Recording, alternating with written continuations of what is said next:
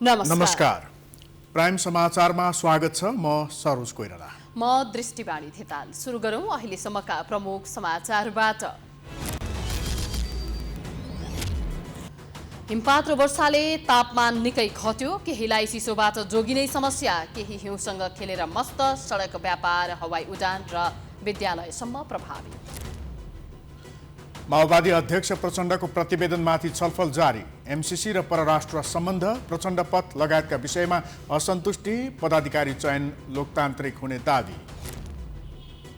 कांग्रेस सभापति देउवाले पार्टी सञ्चालनमा विधान मिच्ने संकेत। नयाँ कार्य समिति आए पनि पूर्व पदाधिकारीको बैठक राख्ने प्रयास। आफू खुसी निर्णय गर्न नदिने दावी। नेपालमा पर्याप्त मात्रामा खोप मौजदातमा रहे पनि सरकारको उदासीनताले अभियान कमजोर। खोप केन्द्र विस्तारमा बेवास्ता। बुस्टर डोजको तयारी पनि हुन सकेन। शिक्षा प्रणालीमा सुधार नहुँदा गुणस्तर खस्कँदो। घोकन्तीय विद्यालय सिकाइ कमजोर बन्दै प्रयोगात्मक शिक्षामा जोड दिन शिक्षाविदको सुझाव। सुडानको वेस्ट कोर्डोफान प्रान्तमा बन्द भएको सुनखानी भत्किँदा कम्तीमा 38 जनाको मृत्यु, 8 जना घाइतेको उपचार हुँदै। र नेपाली राष्ट्रिय फुटबल टिमले मोरिसससँग जनवरी र फेब्रुअरीमा 2वटा मैत्रीपूर्ण खेल खेल्ने।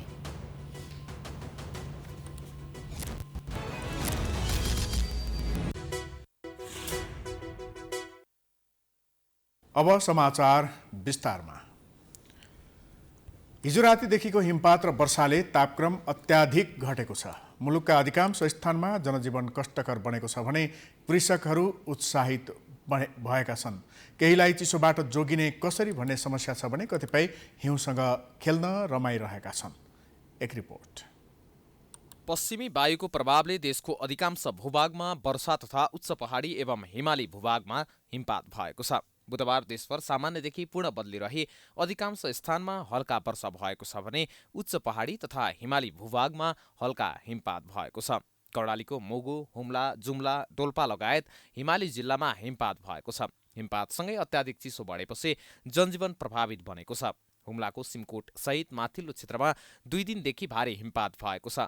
हिमपात भएपछि किसान भने उत्साहित भएका छन्। हिमपात स्याउ, जौं, गहुँ उत्पादनमा वृद्धि हुने स्थानीयको भनाइ छ। पर्यटकीय गन्तव्य रारा हिउँले सेताम्मे भएपछि घुम्न आएका आन्तरिक पर्यटक उत्साहित भएका छन्। मुगुको मुरुमा, कोटिला, मातितुम, तलितुम, ताल्चा, घटलेक, बाम, मुगु, डोल्फु लगायत बस्तीहरू हिउँले सेताम्मे हुँदै गएका छन्। जुम्लाको खलङ्गा बजार, खस भाषाको उद्गम स्थल सिन्जा क्षेत्रका बस्तीहरू पनि हिउँले सेताम्मे भएका छन्। कर्णालीमा हिमपातका कारण सडक र हवाई सेवा प्रभावित हुने भएको छ। हिमपातले नेपालगञ्ज, सुर्खेतदेखि मुगुतिर आएका सवारी साधन जुम्ला, गोठीजिउला, कालीकोट नागमा, डाब स्थान क्षेत्रमा रोकिएको व्यापारीको भनाइ छ। वर्षासँगै बुधबार बिहानबाट रसुवाको हिमाली भागमा बाक्लो हिमपात भएको छ। उत्तरी गोर्खामा भारी हिमपात भएको छ। मंगलबार रातिबाट लगातार हिउँ परिरहेको स्थानीयले जानकारी दिएका छन्। चुमनुब्री गाउँपालिका अन्तर्गतका हिमाल छेउका बस्ती हिउँले ढाकेको छ। थार्चे गाउँपालिका 4 लाप्राक स्थित गुप्सीपाखा एकीकृत बस्ती पनि हिउँले ढाकेको छ। बैतडीमा पनि हिमपात भएको छ। मंगलबार रातिदेखि जिल्लाका खोडपे, सदबाज, ढुल्यामोड, गाजरी, अनारखोली लगायतका ठाउँमा हिमपात भइरहेको हो। हेटौडा क्षेत्रमा चिसो बढेसँगै हेटौडा उपमहानगरपालिका भित्रका विद्यालय बुधबार बन्द गरिएको छ। उपमहानगरपालिका अन्तर्गतको शिक्षा विकास महाशाखाले सूचना जारी गरी विद्यालय बन्द हुने जानकारी दिएको हो। वर्षाका कारण बुटौलमा जारी 4औं राष्ट्रिय औद्योगिक प्रदर्शनी तथा व्यापार मेला स्थगित भएको छ। मंगलबार रातिदेखि परेको वर्षा नरोकिएपछि बुधबार मेला बन्द गरिएको हो। बिहीबारदेखि क्रमिक रूपमा मौसम कमजोर बन्दै जाने देखिएको जल तथा मौसम विज्ञान विभागले जनाएको छ। विभागले मौसमी प्रणालीका कारण पर्वतारोहण, हवाई यातायात लगायत दैनिक जनजीवनमा समेत असर पर्न सक्ने देखिएकाले चिसोबाट बच्न र हिमपातबाट हुन सक्ने प्रभावबाट जोगिन आवश्यक सतर्कता अपनाउन सबैमा अनुरोध गरेको छ। वर्षा र हिमपातले तापक्रम न्यून भएपछि कतिपयलाई चिसोबाट कसरी जोगिने भन्ने समस्या छ भने कतिपय भने हिउँसँग खेलेर रमाइरहेका छन्। पश्चिमी वायुको आंशिक प्रभावका कारण देशभर भारी वर्षा भइरहेको छ। गैरातीदेखि नै निरन्तर परेको पानीले देशभरको मौसम चिसो बनेको छ। कतिपय स्थानमा भारी हिमपात हुँदा सर्वसाधारणले आफ्नो दैनिकी नै प्रभावित भएको समेत बताएका छन्। एक रिपोर्ट। जल तथा मौसम विज्ञान विभाग अन्तर्गत मौसम पूर्वानुमान शाखाका अनुसार बुधबार अधिकांश समय वर्षा हुनेछ। पानी पर्ने र रोकिने क्रम बुधबार रातिभरि नै जारी रहनेछ।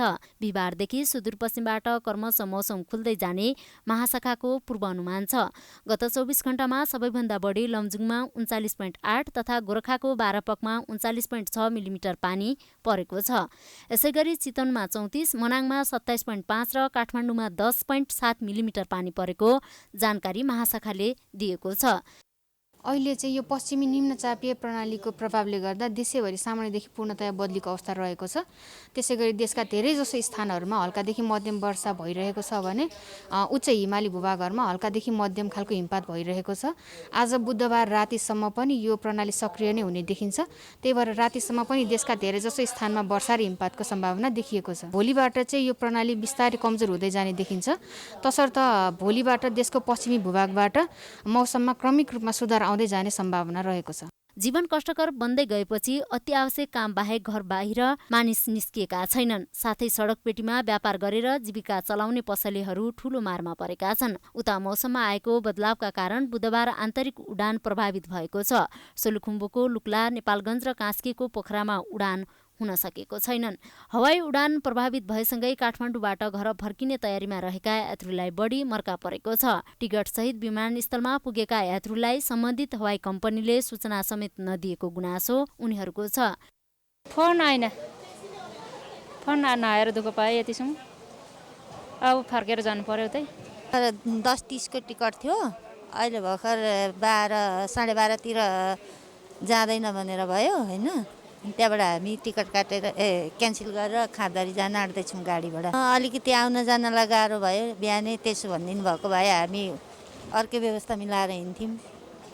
निरन्तर वर्षा र हिमपातले कतिपयलाई खुसी पनि बनाएको छ। मंगलबार रातिदेखि नै लामो समयपछि सुदूरपश्चिमका हिमाली र उच्च पहाडी क्षेत्रमा हिमपातसँगै वर्षा भएको हुँदा केही जिल्लाका किसानहरू हिउँदे बाली सफ्रिने कुराले गदगद बनेका छन्। डडेलधुरा, बैतडी, डोटी, बाजुरा, बझाङ तथा दार्चुलाको हिमाली र उच्च पहाडी क्षेत्रमा हिमपात भएको छ। हिमपातकै कारण कतिपय स्थानमा राजमार्ग तथा अन्य अत्यावश्यक सेवा प्रभावित बनेका छन्। हिम पर्ने क्रम नरोकिएपछि सडक सुचारू गर्न नसकिएको डडेलधुरा प्रहरीले जनाएको छ। प्राइम टाइम एसडीका लागि क्यामेरामा भास्कर भट्टाचार्यका साथ डोटीबाट एकेन्द्र चन्दको सहयोगमा सावित्री जोशी, काठमाडौँ। नेकपा माओवादी केन्द्रको जारी 8औं महाधिवेशन अन्तर्गत अध्यक्ष पुष्पकमल दाहालले प्रस्तुत गरेको राजनीतिक प्रतिवेदनमाथि विभिन्न समूहले सुझाव दिने बुधबारको काम सकिएको छ। छलफलका लागि बनाइएका 25 समूहमध्ये 11वटा समूहले मात्र आफ्नो राय बुधबार पेश गरेका छन्। बाँकी 14 समूहले भोलि 11 बजेपछि राय दिनेछन्। नयाँ कार्यसमिति चयन भने कसरी गर्ने भन्ने टुङ्गो लागेको छैन। एक रिपोर्ट।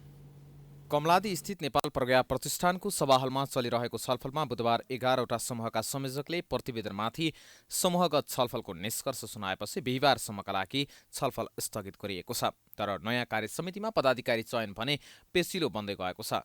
तर अध्यक्ष प्रचण्डले लोकतान्त्रिक तरिकाले नेतृत्व चयन प्रक्रिया अघि बढ्ने दावी गरेका छन्। बुधबार महाधिवेशन स्थल प्रज्ञा भवनमा सञ्चारकर्मीमा संक्षिप्त प्रतिक्रिया दिँदै प्रचण्डले यस्तो नेतृत्व चयन प्रक्रिया एकदम राम्रोसँग लोकतान्त्रिक तरिकाबाट अघि बढ्ने बताएका हुन्। राम्रोसँग एकदम लोकतान्त्रिक तरिकाले अघि बढ्छ। अब बुधबार प्रदेश 1 को 2 समूह, प्रदेश 2 को 1 समूह, बागमती प्रदेशको 2 समूह मध्ये 1 समूह, गण्डकी प्रदेशको 1 समूह, कर्णाली प्रदेशको 1 समूह, सुदूरपश्चिम प्रदेशको 1 समूह र विभाग, प्रवास, जल्लाकार र आयोगको समूहले निष्कर्ष पेश गर्नेछन्। प्रस्तुत सुझावमा फरक मत नआएको र विभिन्न विषयमा सुझाव पेश भएको प्रवक्ता कृष्णबहादुर महराले जानकारी दिए। आज प्रस्तुत गर्नेहरूमध्येमा फरक मत जस्तो कतैबाट आएन। सबै समूहबाट मूल स्तरमा सहमति हुँदै सुझाव पेश गर्नुभएको छ। लिखित सुझाव पेश गर्नुभएको छ। कतिपय अन्तर्राष्ट्रिय परिस्थितिमा, राष्ट्रिय परिस्थितिमा, विज्ञान प्रविधिको विषयमा अनि सिफारिस सीमालोकनको विषयमा केही सुझाव मात्रै पेश भएका छन्। बुधबार छलफलको निष्कर्ष सुनाएका संयोजकहरूले प्रतिवेदनमाथि विभिन्न प्रकारका टिप्पणी गरेका छन्। सुझाव दिने क्रममा महाधिवेशन प्रतिनिधिहरूले पार्टी केन्द्रीय सदस्यका छोराछोरीलाई सरकारी विद्यालयमा पढाउन अनिवार्य गर्नुपर्ने माग गरे। कतिपय प्रतिनिधिले प्रचण्डपथ ल्याउनुपर्छ भन्ने खालका सुझाव पनि दिएका छन्। त्यस्तै समाजवादको प्राप्तिका लागि गरिने सङ्घर्षमा मित्र शक्ति को हुन सक्छन् भन्ने किटान पनि प्रष्ट रूपमा गरिनुपर्ने सुझाव पनि आएको छ। यस्तै अन्य दललाई हेर्ने नजर पनि प्रष्ट हुनुपर्ने सुझाव कतिपयको छ। परराष्ट्र मामिलाको विषयमा पनि केही सुझाव प्रस्तुत भएका छन्। पार्टी निर्माणको लागि चाहिँ जुन खालको दस्तावेज आएको छ त्यसलाई अझै राम्रो बनाउनु पर्छ, अझै चाहिँ कयौँ कुराहरू चाहिँ छुटेका कुराहरूलाई चाहिँ जोड्नुपर्छ भन्ने खालको एउटा सुझाव छ। जेनरल सुझाव भयो त्यो होइन। जस्तै अब मुख्य गरेर चाहिँ राजनीतिक शक्तिहरूको विश्लेषणको सन्दर्भमा पनि होइन अझै हामीले चाहिँ किटान गरेर जानुपर्छ होइन। अब एउटा त चाहिँ पार्टी अमूर्त हुनु भएन भन्ने खालको हाम्रो चाहिँ भनाइ छ। अमेरिका साम्राज्यवाद भन्ने शब्द किटान गरिए पनि भारतीय विस्तारवादको विषय नउठाएकाले त्यसमा पनि महाधिवेशन प्रतिनिधिले आवाज उठाएका छन्। सीमा विवादको कुरा, एमसिसीलाई पारित गर्न हुन्न भन्ने विषयलाई पनि प्रष्ट रूपमा उल्लेख गर्नुपर्ने कुरा छलफलका क्रममा प्रस्तुत भएका छन्। चुनावी घोषणापत्र जस्तो देखिएको प्रतिवेदनमा भने कतिपयले कार्यान्वयन गर्न नसकिने विषयलाई उल्लेख नै गर्न नहुने बताएका छन्। हामी अहिले जुन यात्रामा हिँडेका छौँ, अहिलेसम्म यो देशमा जुन खालको राजनीतिक उपलब्धिहरू प्राप्त भएको छ त्यो राजनीतिक उपलब्धिलाई जनताले प्रत्यक्ष क्यासमा अनुभूत गर्ने गरी हामी त्यो कार्यक्रम बनाएर जानुपर्छ भन्ने ढङ्गबाट उठाएका छौँ। त्यस्तै वर्ग सङ्घर्षका कुरा, प्रकृति र पर्यावरणका कुरामा प्रष्टता हुनुपर्ने माग पनि महाधिवेशन प्रतिनिधिको छ। यसरी आएका सुझावहरूलाई टिपोट गरी त्यसलाई अन्तिम रूप दिने तयारी माओवादी नेतृत्वको छ। नेपाली काङ्ग्रेसको 14औं महाधिवेशनको समाप्तिसँगै पदाधिकारी र कार्य समितिमा युवाको दरिलो उपस्थितिले यो पार्टी अब पुरानै ढर्रामा चल्छ कि युवाको जोसका साथ नयाँ सोचसहित अगाडि बढ्छ भन्ने चासो देखिन थालेको छ।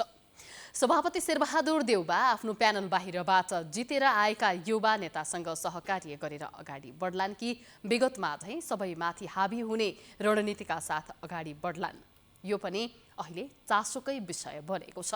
एक रिपोर्ट। 14औं महाधिवेशनपछि आन्तरिक शक्ति समीकरणमा देउबा निकै शक्तिशाली बनेका छन्। केन्द्रीय समितिमा निर्वाचित 133 मध्ये 2/3 भन्दा बढी सदस्य उनी निकट छन्। हुन त उपसभापति, महामन्त्री, सहमहामन्त्री र केन्द्रीय समितिमा युवा पुस्ताका प्रभावशाली नेताको पनि राम्रै उपस्थिति छ। देउबासँग केन्द्रीय समितिमा बहुमत भए पनि यी युवालाई कार्यकर्ताको बलियो साथ छ, जसलाई नजरअन्दाज गर्न देउबालाई सजिलो भने छैन। पार्टीको परम्परागत घेराभन्दा बाहिर रहेको तल्लो तहका कार्यकर्ताले युवा नेतृत्वप्रति बढी आशा र भरोसा राखिरहेका छन्।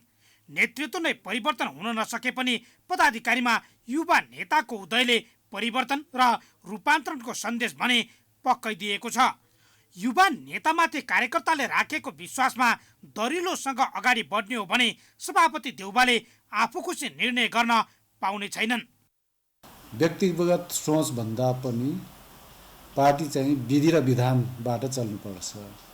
अहिलेसम्म हामीले दुःख पाएको विधि र पद्धति विधानको लिगबाट आउट भएको कारणले गर्दाखेरि पार्टीले दुःख पाएको, हामीले दुःख पाएका छौँ। त्यस कारणले गर्दाखेरि हामीले पनि फेरि व्यक्तिगत सोचबाट नै चल्नुपर्छ भन्ने होइन कि विधि र विधान र पद्धतिबाट काङ्ग्रेसलाई अगाडि बढाउँदाखेरि सायद मलाई लाग्छ यो भनेको नयाँ सोचै हो। 5 पटकसम्म प्रधानमन्त्री र 2 पटक पार्टी सभापति बन्न सफल देउबाले अहिलेसम्म जनता र कार्यकर्ताले सम्झन लायक काम भने गर्न सकेका छैनन्। युवा पङ्क्तिलाई सम्बोधन गरेर अघि बढ्न सकेको अवस्थामा देउबाको यो कार्यकाल विगतभन्दा सुखद बन्न सक्छ।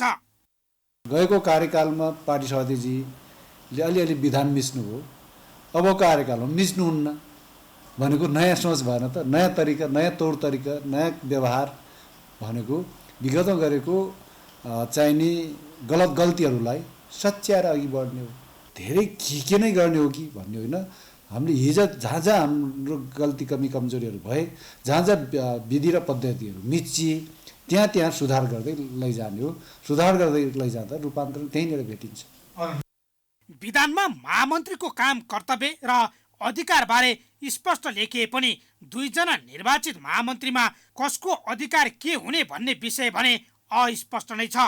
त्यही कारण दुई युवा महामन्त्री बीच नै असमझदारी उत्पन्न हुने हो कि वा देउबाले यही असमझदारीमा खेल्ने हुन् कि भन्ने शङ्का पनि कार्यकर्तामा देखिन्छ।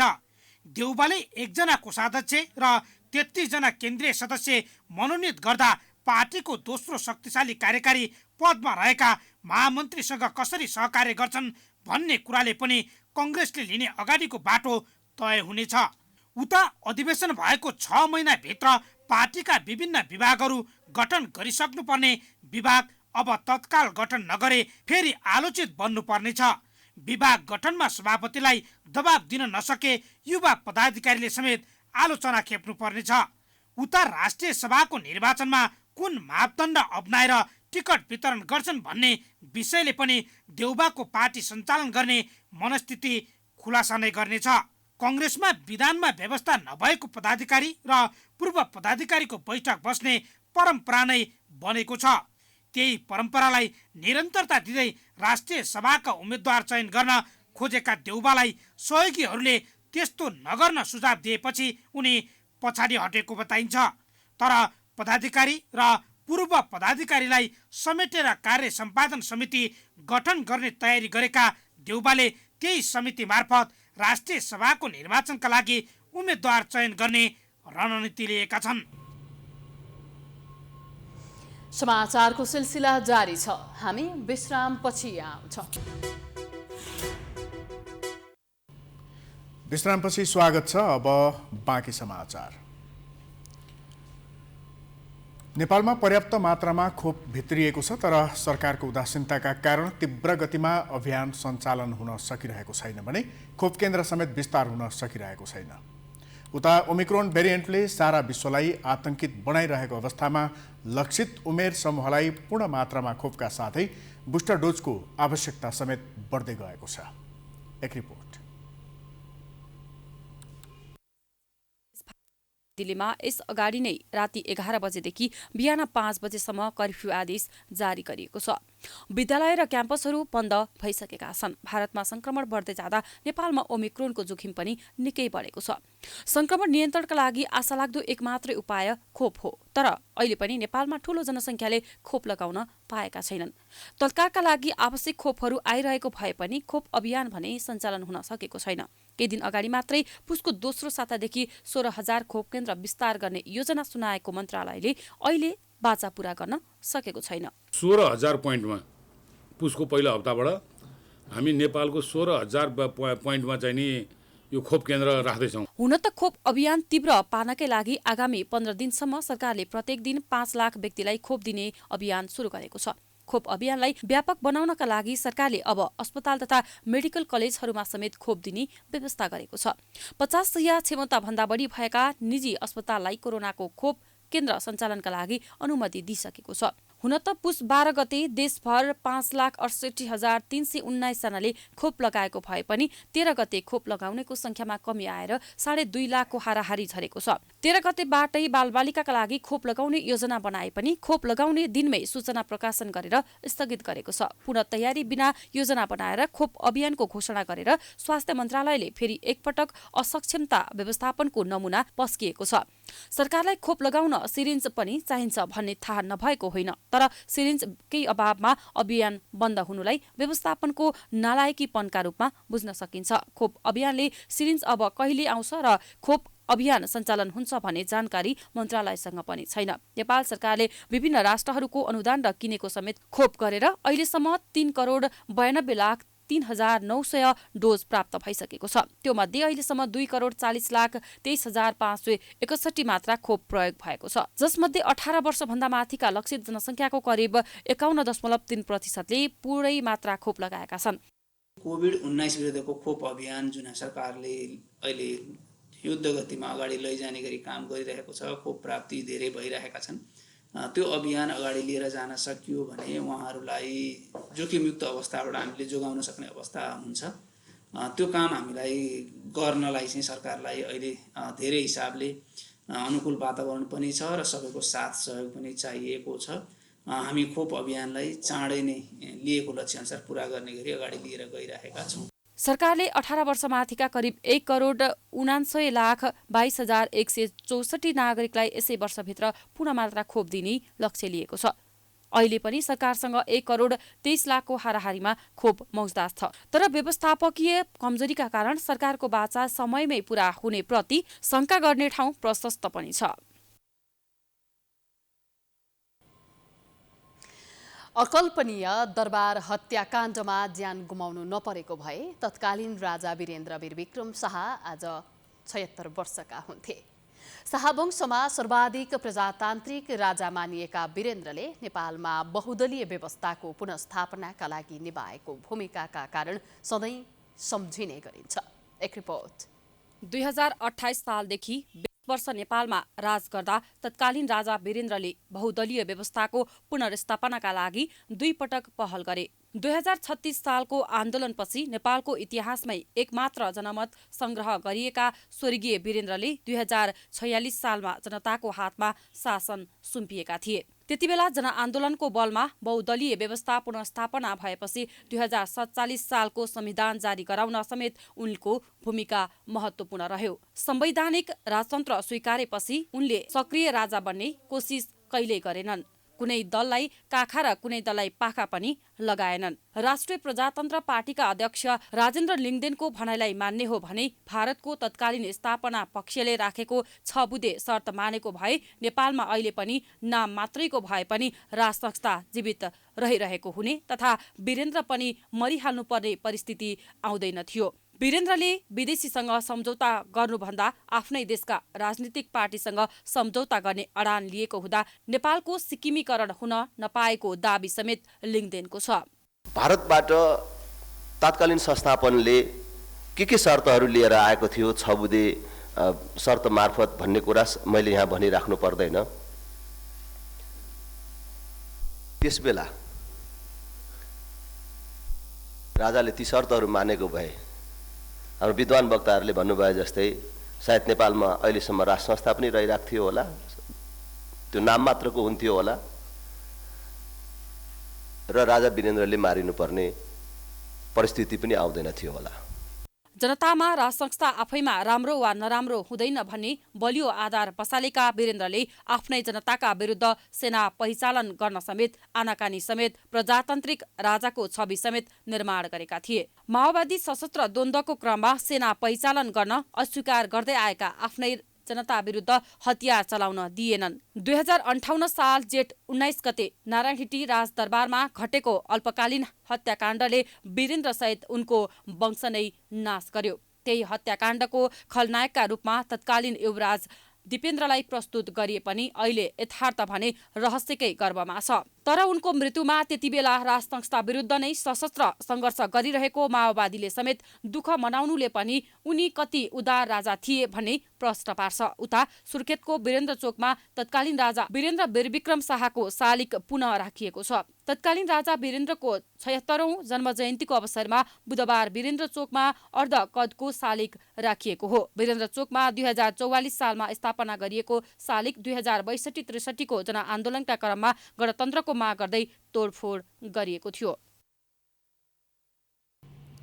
अन्तर्राष्ट्रिय क्षेत्रमा नेपालको शैक्षिक गुणस्तरलाई निकै कमजोर मानिने गर्छ। मात्र नम्बरका लागि पढाइने घोकन्ते विद्यालय विद्यार्थीको सिकाइ गुणस्तरीय नहुने कुरामा सबै सरकारवाला एकमत छन्। तर कमजोर शैक्षिक प्रणालीलाई परिवर्तन गरेर अन्तर्राष्ट्रिय स्तरको बनाउने तर्फ भने कमैको ध्यान गएको देखिन्छ। एक रिपोर्ट। को भविष्य निर्माणको आधार मानिने शिक्षाको गुणस्तर नेपालमा निकै कमजोर छ। विद्यार्थीलाई आवश्यक हरेक कुरामा सवाल बनाउन सक्ने शिक्षण विधि अपनाउनु पर्ने राय सर्वत्र देखिन्छ। तर यो कुरालाई व्यवहारमा लागू गर्न न शिक्षा मन्त्रालय न त विद्यालय र अभिभावकले नै रुचि देखाइरहेका छन्। मात्र नम्बरका लागि पढाइने घोकन्ते विद्याका कारण अन्तर्राष्ट्रिय क्षेत्रमा नेपालको शैक्षिक प्रमाणपत्रलाई कमै मान्यता दिइन्छ। किताबी पढाइसँगै विद्यार्थीको अन्य प्रयोगात्मक रुचिलाई समेत पाठ्यक्रममा समावेश गर्न सकिएको छैन, जसले गर्दा विद्यार्थीको प्रयोगात्मक सिकाइ कमजोर बन्दैछ। उता शिक्षाविदहरू समेत नेपालले अँगालेको वर्तमान शिक्षण विधिका कारण भविष्यका जनशक्तिमा ठूलो समस्या देखिन सक्ने बताउँछन्। अहिले अपेक्षित शैक्षिक गुणस्तर छैन। केही विद्यालयहरूमा राम्रो छ, किनभने निजीको पनि केही राम्रो गरेका छन्, सरकारीले पनि केही राम्रो गरेका छन्। त्यो राम्रो किसिमको पक्ष पनि छ। अहिले लागि पनि रहेछन्, केही मान्छेहरू बढ्दै आए पनि छन्। तर अब गुणस्तर भने के हो भनेर भन्यो भनेदेखि मानक, निश्चित मानक दिन सक्ने सरकारको तागत अहिलेसम्म छैन। नेपालका शैक्षिक संस्थाहरूमा पछिल्लो समय बढ्दै गएको नकारात्मक प्रतिस्पर्धाका कारण पनि शैक्षिक गुणस्तरमा ह्रास आएको विज्ञहरूको भनाइ छ। कतिपय विद्यालयहरू चाहेर पनि सिकाइको विधि परिवर्तन गर्न नसकिरहेको बताउँछन्। उता केही शिक्षकहरू भने अहिलेसम्म रूपान्तरणका लागि तयार छैनन्। विद्यालयमा बढी समय बिताउँदा अनि बढी मात्रामा गृह कार्य गर्दा पढाइ स्तरीय हुने परम्परागत मान्यता भन्दा बाहिर निस्किन समेत सकेका छैनन्। क्रिएटिभ होमवर्कहरू दिने एउटा। दोस्रो होमवर्क भनेको अघि मैले भने DIY, जुन हामीले क्रिएटिभ सृजनात्मक क्रियाकलापमा त्यसमा अग्रसर हुने गरी राम्रो राम्रो एक्टिभिटिज। अब आर्ट्स राम्रो गर्ने बच्चालाई आर्ट्सहरू, डान्स राम्रो गर्ने बच्चाले त्यो डान्समै पनि उसले राम्रोसँग आफ्नो भिडियो पनि बनाएर पनि राख्न सक्छ। अहिले त हामी सामाजिक सञ्जालमा पनि छौँ। त्यसरी बच्चाले भोलि चाहिँ मैले के सिकेँ, हिजो तिमीले के गर्यो भने मैले त डान्स पनि सिकेँ, गीत पनि छ, म त्यो देखाउँ, हुन्छ, त्यो पनि होमवर्क हो। त्यस्तो किसिमको तेस्रो होमवर्क भनेको चाहिँ आमा बुवालाई हाउस होल्ड वर्कमा सघाउने। हुन पनि तत्काल सम्पूर्ण शैक्षिक विधिमा परिवर्तन गर्न सजिलो छैन। उता शिक्षकहरूलाई तालिम दिएर मुलुकभर एउटै विधि र स्तरको पढाइ सुरु नभएसम्म यसले सार्थक रूप पनि लिन सक्दैन। काठमाडौँ जस्तो ठूलो शहरमा केही विद्यालयले प्रयोगात्मक विधिबाट पढाउन थालिसकेका छन्, तर ती विद्यालयहरूले असुल्ने शुल्क सामान्य नागरिकको पहुँचभन्दा बाहिर छ। उता केही अभिभावकमा महँगो शुल्क तिरेर किताबको भारी बोकाउँदैमा शैक्षिक गुणस्तर राम्रो हुन्छ भन्ने मनोभाव समेत देखिन थालेको छ, जसमा परिवर्तन आउन जरुरी भइसकेको छ। अब स्तर, गुणस्तर भनेको चाहिँ कसरी मापन गर्ने भन्दा एउटा चाहिँ सर्टिफिकेटको आधारमा मानिन्छ। त्यो चाहिँ एउटा के भन्छ, त्यो एउटा ग्ल्यामर हुन्छ। त्यसमा त यति आयो मेरो, यति यो ग्रेड A+ आयो, वा मार्किङ सिस्टम छ भनेदेखि पर्सेन्टेजमा चाहिँ डिस्टिङसन आयो भनेर खुसी गर्ने ठाउँ होला। नेपालमा गुणस्तरीय शिक्षा प्रणालीको विकासका लागि सिकाइको विधिमा परिवर्तन ल्याउनुपर्छ। युग सुहाउँदो शिक्षा उपलब्ध गराउने हो भने सरकारदेखि अभिभावकसम्मले विद्यार्थीलाई बोझिलो पढाइबाट बाहिर राख्नुपर्छ। शिक्षण विधिलाई परिवर्तन गर्नु अघि विश्वका उत्कृष्ट शैक्षिक संस्थाको बारे पनि अध्ययन गरेर त्यही अनुसार परिमार्जन गर्न सकेको खण्डमा भविष्यमा तयार हुने जनशक्तिले विश्वका हरेक व्यक्तिसँग प्रतिस्पर्धा गर्न सक्नेछन्। अन्यथा हाम्रो शैक्षिक प्रमाणपत्रले विदेशमा विश्वासिलो मान्यता पाउन निकै वर्ष कुर्नुपर्ने बाध्यता आउन सक्छ। क्यामेरामा अर्जुन भण्डारीका साथमा दीक्षा गौतमको रिपोर्ट। संघीय संसद अन्तर्गत दुवै सदन राष्ट्रिय सभा र प्रतिनिधि सभाको बैठक गएको भदौ 24 गतेदेखि अवरुद्ध छ। लोकतान्त्रिक व्यवस्थामा जनताका सबै समस्या समाधानका लागि जनताले चुनेर पठाएका जनप्रतिनिधिहरू मार्फत जनताका समस्या राख्ने मुख्य थलो संसद 4 महिनादेखि अवरुद्ध बनेको छ। संसद अवरुद्ध हुनुको मुख्य कारण के होला त? एक रिपोर्ट। राज्य सञ्चालनका मुख्य 3 अङ्ग कार्यपालिका, व्यवस्थापिका र न्यायपालिका मध्ये व्यवस्थापिका संसदका दुवै सदन प्रतिनिधि सभा र राष्ट्रिय सभा गएको भदौ 24 गतेदेखि बन्द हुनुमा सत्तारूढ 5 दलीय गठबन्धनले प्रमुख प्रतिपक्षी दल नेकपा एमालेलाई आरोप लगाएको छ। नेकपा एमाले संसदीय व्यवस्थाप्रति अनुदार बन्दै गएको सत्तारूढ 5 दलीय गठबन्धनको ठम्ब्याइ छ। संसदमा जारी अवरोध हटाउन साथै अमेरिकी अनुदान सहयोग MCC सम्झौता लगायतका विषयमा प्रधानमन्त्री शेर बहादुर देउवाले 2 पटक सर्वदलीय बैठकमा एमालेलाई पनि बोलाएका थिए, तर एमालेले सर्वदलीय बैठक बहिष्कार गर्यो। त्यति मात्रै होइन, सर्वदलीय बैठक अघि आफ्ना विश्वास पात्र सरकारका प्रवक्ता ज्ञानेन्द्र बहादुर कार्कीलाई वार्ता गर्न 2 पटक प्रमुख प्रतिपक्षी दलका नेता केपी शर्मा ओली निवास भक्तपुरको बालकोटमै पठाएका थिए। प्रधानमन्त्रीले सल्लाह गरेको हुनुपर्छ, सल्लाह नगरे त भएन। तर बोल्छन् एउटा कुरा, गर्छन् अर्को कुरा। उनीहरूले त्यही मात्रै अप्ठ्यारो छ। सल्लाह चाहिँ पक्कै गठबन्धन पनि सल्लाह भएरै गरे हो, र प्रतिपक्षसँग पनि सल्लाह भएर गरे हो। उनीहरू त सल्लाह भएको छैन भन्छ जे पनि बोल्दै भइहाल्यो नि। सल्लाह गरेकै हो त? सल्लाह गरेको, जहाँसम्म मैले बुझेको छु सल्लाह गरेको। यसैगरी प्रतिनिधि सभाको गतिरोध हटाउन सभामुख अग्निप्रसाद सापकोटाले राखेका सर्वदलीय बैठक पनि एमाले बहिष्कार गर्दै आएको छ। साथै संसदको कार्यसूची बनाउन संसदीय नियमावली अनुसार प्रमुख प्रतिपक्षी दलसहित बस्ने कार्यव्यवस्था परामर्श समितिको बैठकहरूमा पनि एमाले अनुपस्थित हुने गरेको छ। सापकोटाप्रति कटाक्ष गर्दै एमाले भने सभामुखले सत्ताको पक्ष लिएको आरोप लगाएको छ। साथै सरकारले पनि समस्या समाधानतिर कुनै पहल नगरेको आरोप नेकपा एमालेको छ। सभामुखलाई केवल एउटा कर्तव्य तोकिएको छ। त्यो कर्तव्य के हो त भने राजनीतिक दलको केन्द्रीय समितिले कारबाही गरेका आफ्ना जनप्रतिनिधिहरूको संसद चलेको बेला सूचना प्रकाशित गर्ने, नचलेको बेला सूचना टाँस गर्ने कर्तव्य, सानो कर्तव्य तोकेको छ। तर त्यो कर्तव्यबाट च्युत भएर उहाँले जसरी हाम्रा मान्छेहरूलाई जोगाएर पार्टी फुटाउनका लागि निर्वाचन आयोगलाई मद्दत गर्नुभयो, एउटा सेटिङमा काम गर्नुभयो, त्यसप्रति हाम्रो गम्भीर आपत्ति छ। ढिलो भए पनि हामीले सच्यायौँ भनेर सूचना टाँस दिनुभए पुग्छ। एमाले कारबाही गरेका 14 जना सांसदलाई सभामुख अग्निप्रसाद सापकोटाले सदर नगरेपछि असंवैधानिक भन्दै 14 जना सांसदको पद खारेजीको माग गर्दै नेकपा एमाले अध्यक्ष केपी शर्मा ओलीले दायर गरेको रिट आइतबार पेशी तोकिए पनि हेर्न नभइनेमा पर्दा उक्त मुद्दा टुङ्गो लाग्न सकेको छैन। सर्वोच्च अदालतका प्रधान न्यायाधीश विवादमा परेकाले संवैधानिक इजलास समेत गठन हुन नसक्दा यो मुद्दा किनारा लाग्न पनि प्रधान न्यायाधीशले मार्ग प्रशस्त गर्नुपर्ने संविधानका जानकारहरूको भनाइ छ। 14 जना सांसदहरूको उनीहरूको सदस्यता रहने कि नरहने भन्ने छ, त्यसको टुङ्गो लाग्न सकेका छैन। त्यस्तै अरू पनि धेरै महत्त्वपूर्ण मुद्दाहरू, संवैधानिक मुद्दाहरू चाहिँ त्यो संवैधानिक इजलासमा छ। त्यो संवैधानिक इजलासमा प्रधान न्यायाधीश रहेसम्म त्यो सुचारू हुँदैन। राज्य सञ्चालन गर्ने प्रमुख अङ्गहरूको गतिरोध अन्त्य गर्न राजनीतिक दलहरूले अझै पनि गृह कार्य गरेको देखिँदैन।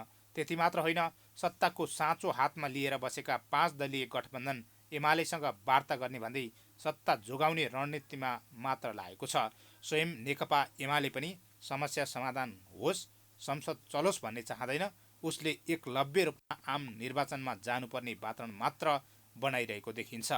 प्राइम टाइम्स एचडीका लागि हरिशरण तिमल सिन्हाको report. Association of free school educators Nepal अपेनले मन्टेश्वरी विद्यालयहरूको हौसला बढाउन अपेन डायनामिक लिडर अवार्ड 2021 को आयोजना गर्ने भएको छ।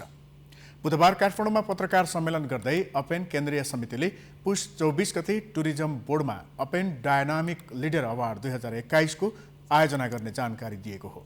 कार्यक्रममा बोल्दै अध्यक्ष बद्रीप्रसाद दाहालले अपेन मन्टेश्वरी र बालबालिकासँग सम्बन्धित व्यक्ति र क्षेत्रको साझा सङ्गठन भएको बताउनुभयो। उहाँले कोरोना महामारीले बालबालिकाहरूलाई शिक्षा दिने संस्थाहरू अप्ठ्यारो अवस्थामा गुज्रिएर यहाँसम्म आइपुगेको उल्लेख गरे। उनले विशेष गरी यो क्षेत्रमा महिला उद्यमीहरू 90% रहेको धारणा राखे। 50 अर्ब रुपैयाँ बराबरको मन्टेश्वरीमा लगानी भएको र कानुन बमोजिम 5000 प्री स्कुल सञ्चालित भएको उनले जानकारी दिए। कोरोना महामारीमा धान्न नसकेर धेरै प्री स्कुल बन्द भएको जानकारी दिँदै दाहालले जसले त्यस्तो अवस्थामा पनि सञ्चालन गरेका उद्यमीहरूलाई प्रोत्साहन स्वरूप सम्मान गर्न अवार्ड वितरण गर्न लागि बताए।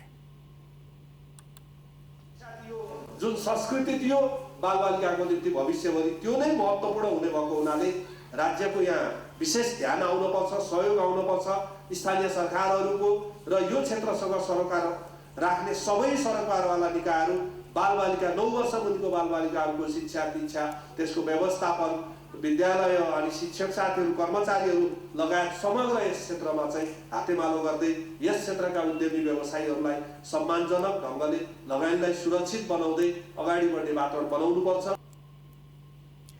कार्यक्रममा बोल्दै केन्द्रीय सचिव उमानाथ निरौलाले कोरोनाका कारण धेरै प्री स्कुल बन्द भएको बताउँदै प्रतिकूल अवस्थामा पनि स्कुल सञ्चालन गर्ने 300 स्कुलका प्रिन्सिपलहरूलाई हौसला स्वरूप अवार्ड वितरण गर्न लागेको जानकारी दिए।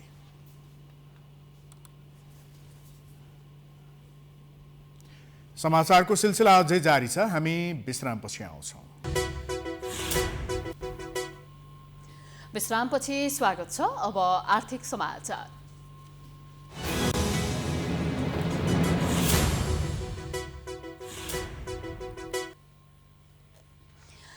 खानेपानीका रूपमा जार र मिनरल वाटर उत्पादन तथा बिक्री वितरण गर्नेहरूले पूर्ण रूपमा मापदण्ड पूरा गर्दैनन्।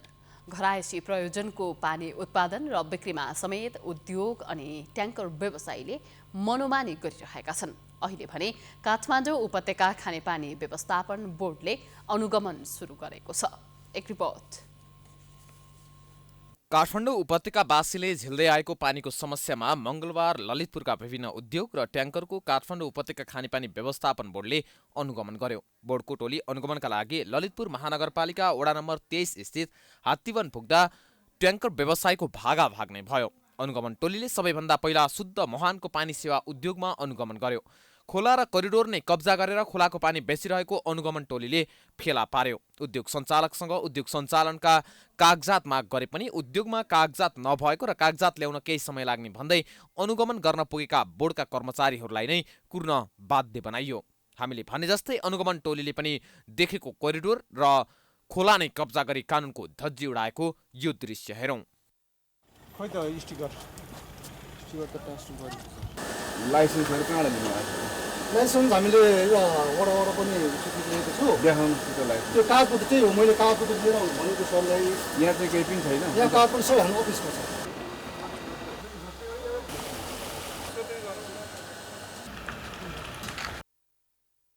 ललितपुर महानगरपालिका वडा नम्बर 23 ले शुद्ध मुहानको पानी सेवा उद्योग सञ्चालनका लागि अनुमति दिएको देखिए पनि खोला कोरिडोरमा खोला नै घेरेर सिधै खोलाको पानी भर्न दिएको भन्दै अनुगमन गर्न पुगेका कर्मचारीहरू नै चकित परे। अनुगमन गर्न पुगेका बोर्डका कर्मचारीहरूले शुद्ध मुहानको पानी सेवा उद्योग आफूहरूको रेकर्डमा नभएको र आफूहरूले उद्योगलाई कारबाही गर्न नमिल्ने बताए। तर उद्योगमा पानी भर्न आउने ट्याङ्करलाई भने अनुगमन टोलीले कारबाही गरेको थियो। ट्याङ्करले तोकेको स्रोतमा नै पानी नभरेको र स्टिकर टाँस नगरेको भन्दै अनुगमन टोलीले केही ट्याङ्करका कागजात नियन्त्रणमा लिएको छ। ट्याङ्कर व्यवसायीहरूले चाहिँ जुन सोर्सको पानी चाहिँ उहाँहरूले चाहिँ डिस्ट्रिब्युट गर्छु भनेर चाहिँ हामीसित अनुमति लिनुभएको छ, त्यसमा हामी चाहिँ उहाँहरूलाई नियमन गर्छौँ। र यदि उहाँहरूले चाहिँ आफूले उल्लेख गरेको सोर्स बाहेकबाट लिनुभएको छ भने उहाँहरूलाई हाम्रो चाहिँ त्यो देखिएन, त्यसलाई हामी जरिवाना गर्छौँ। उहाँहरूले वितरण गरेको पानीलाई चाहिँ स्थानीय निकायले पनि उहाँहरूलाई इजाजत दिएको छ भने त्यसको क्वालिटीको एस्योरेन्स चाहिँ हामीबाट चाहिँ हुनु पर्यो। शुद्ध मुहानको पानी सेवाका सञ्चालक भने उल्टै अनुगमन गर्न पुगेका अनुगमन टोलीलाई कानुन सिकाउँदै थिए। उहाँहरूले चाहिँ सिधै लाइसेन्स दिन नमिल्ने, तर स्थानीय सरकारबाट चाहिँ यो तपाईँहरूले उद्योग सञ्चालन गर्नको लागि अनुमति पत्र लिनुपर्ने भन्ने कुरा छ। त्यही अनुसार चाहिँ हामीले चाहिँ स्थानीय सरकारमा हाम्रो दर्ता छ। त्यही अनुसार हामीले चाहिँ हाम्रो कुन क्वालिटीको पानी छ त्यो क्वालिटी मिट गरेर हामीले चाहिँ हरियो स्टिकरमा हामीले बिक्री वितरण गरिएको छ। शुद्ध मुहानको पानी उद्योगपछि अनुगमन टोली अर्का पानी भर्न उद्योगमा पुग्दा सञ्चालक नै बेपत्ता भएका थिए।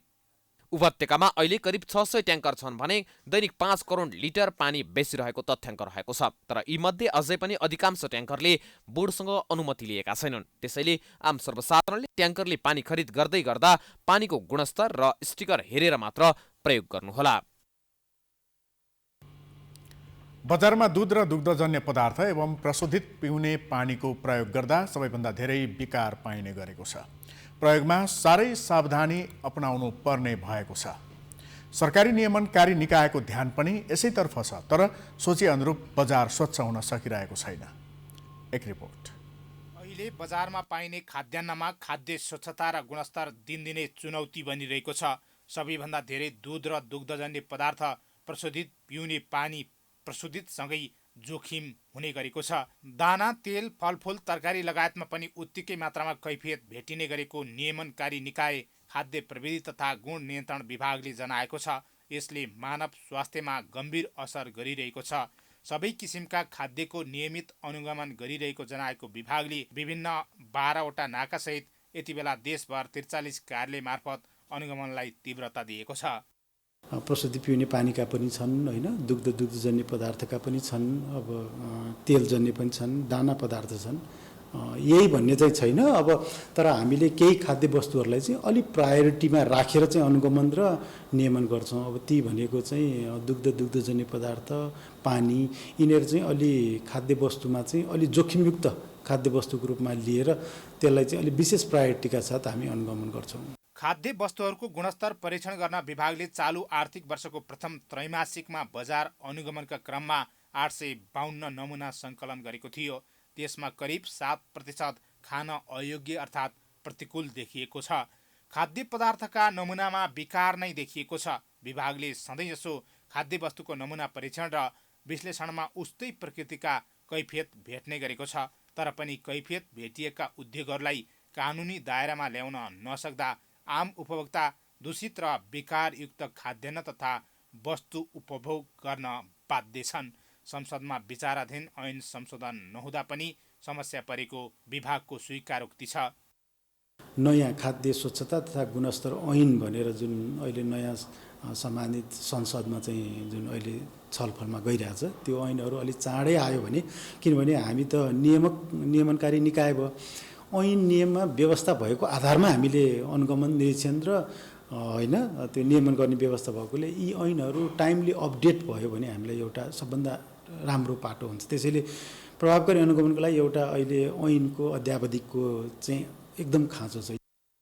विभागले गत साउनदेखि असोज मसान्तसम्म न्यून गुणस्तर दूषित उत्पादन तथा बिक्री वितरण गरेको कसुरमा 36 थान मुद्दा विभिन्न जिल्ला प्रशासन कार्यालय तथा जिल्ला अदालतमा दायर गरेको छ। नमुना सङ्कलन र परीक्षणपछि कैफियत भेटिएका केही उद्योग विरुद्ध मुद्दा दायर गरे पनि त्यसपछिको प्रक्रियामा भने कसैको पनि चासो नजाँदा बजारमा सुधार हुन सकिरहेको छैन। भएका विद्यमान ऐन नियम पनि प्रभावकारी कार्यान्वयन हुन नसक्दा बजार स्वच्छतामा प्रश्न उठिरहेको छ। तर विभागले कुनै पनि खाद्य वस्तुमा खराबी देखेमा सूचना गर्न स्थानीयलाई आग्रह गर्दै तत्काल कारबाही गर्ने चेतावनी दिएको छ। खाद्य ऐनअनुसार ढाँटी झुक्क्याई खाद्यको न्यून गुणस्तर कायम भएन वा दूषितको कसुरमा 50,000 रुपियाँ वा 5 वर्षसम्म कैद वा दुवै सजाय हुन सक्ने व्यवस्था छ। यो बाहेक ऐन नियम बर्खिलाफ कार्य गरेको कसुरमा थप 10,000 रुपियाँसम्म जरिवाना हुनेछ। यदि कसैको स्वास्थ्यमा असर गरेमा जिल्ला प्रशासन कार्यालयले तोके बमोजिम सजाय हुने व्यवस्था पनि छ। यो कारबाही प्रभावकारी बन्न भने सकिरहेको छैन। प्राइम टाइम्स एसडीका लागि क्यामेरामा भास्कर भट्टाचार्यका साथ हरिशरण नेउपाने, काठमाडौँ। अब अन्तर्राष्ट्रिय समाचार।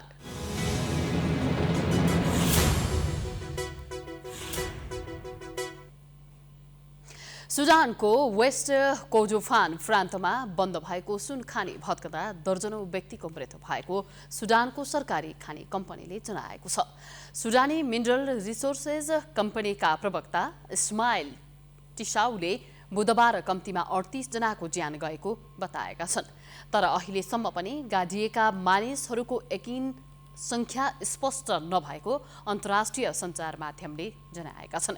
मृतक बाहेक कम्तीमा 8 जना घाइते भएका छन्। घाइतेलाई उपचारका लागि स्थानीय अस्पताल लगिएको छ।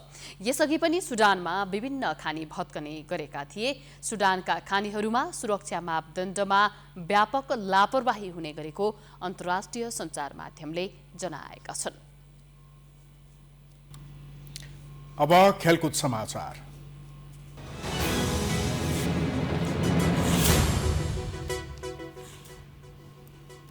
नेपाली राष्ट्रिय फुटबल टिमले मोरिसससँग मैत्रीपूर्ण खेल खेल्ने भएको छ, जसमा नेपालले मोरिसससँग 2 वटा मैत्रीपूर्ण खेल खेल्ने भएको हो। अखिल नेपाल फुटबल संघले नेपालले जनवरी 29 र फेब्रुअरी 1 मा 2 वटा मैत्रीपूर्ण खेल खेल्ने जनाएको छ। मुख्य प्रशिक्षक अब्दुल्लाह अल मुताइरी नेपाल फर्किएकै दिन एन्फाले मैत्रीपूर्ण खेलको घोषणा गरेको हो। फिफा वरियतामा 172औं स्थानमा रहेको मोरिससले पहिलो पटक नेपालसँग खेल्ने भएको हो। दुवै खेल दशरथ रङ्गशालामा हुनेछन्। नेपाली टिमले दशरथ रङ्गशालामा अन्तिम पटक सेप्टेम्बर 2 र 5 मा भारतसँग मैत्रीपूर्ण खेल खेलेको थियो, जसमा नेपालले 1 बराबरी र 1 मा हार बेहोरेको थियो। यो मैत्रीपूर्ण खेलका लागि एन्फाले चाँडै 25 खेलाडीको सूची सार्वजनिक गर्नेछ। यो सँगै हामी समाचारको अन्त्यमा आइपुगेका छौं। जाँदा जाँदै प्रमुख समाचार पुनः एकपटक। हिमपात र वर्षाले तापमान निकै घट्यो। केहीलाई चिसोबाट जोगिने समस्या, केही हिउँसँग खेलेर मस्त। सडक, व्यापार, हवाई उडान र विद्यालयसम्म प्रभावित। माओवादी अध्यक्ष प्रचण्डको प्रतिवेदनमाथि छलफल जारी। एमसीसी र परराष्ट्र सम्बन्ध, प्रचण्ड पथ लगायतका विषयमा असन्तुष्टि। पदाधिकारी चयन लोकतान्त्रिक हुने दावी। काङ्ग्रेस सभापति देउवाले पार्टी सञ्चालनमा विधान मिच्ने सङ्केत, नयाँ कार्य समिति आए पनि पूर्व पदाधिकारीको बैठक राख्ने प्रयास, आफू खुसी निर्णय गर्न नदिने दाबी। नेपालमा पर्याप्त मात्रामा खोप मौजदातमा रहे पनि सरकारको उदासीनताले अभियान कमजोर, खोप केन्द्र विस्तारमा बेवास्ता, बुस्टर डोजको तयारी पनि हुन सकेन। शिक्षा प्रणालीमा सुधार नहुँदा गुणस्तर खस्कँदो, घोकन्ते विद्यालय सिकाइ कमजोर बन्दै प्रयोगात्मक शिक्षामा जोड दिन शिक्षाविदको सुझाव। सुडानको वेस्ट कार्डोफान प्रान्तमा बन्द भएको सुनखानी भत्किँदा कम्तीमा 38 जनाको मृत्यु, 8 जना घाइतेको उपचार हुँदै। र नेपाली राष्ट्रिय फुटबल टिमले मोरिसससँग जनवरी र फेब्रुअरीमा 2वटा मैत्रीपूर्ण खेल खेल्ने।